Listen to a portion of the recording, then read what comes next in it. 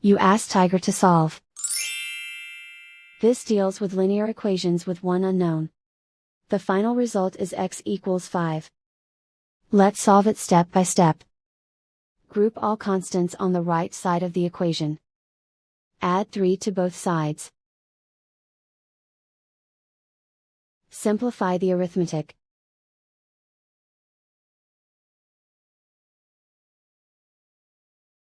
Isolate the x. Multiply both sides by inverse fraction 5/4. Group like terms. Multiply the coefficients. Simplify the fraction. Multiply the fractions. Simplify the arithmetic. And so the final result is x equals 5.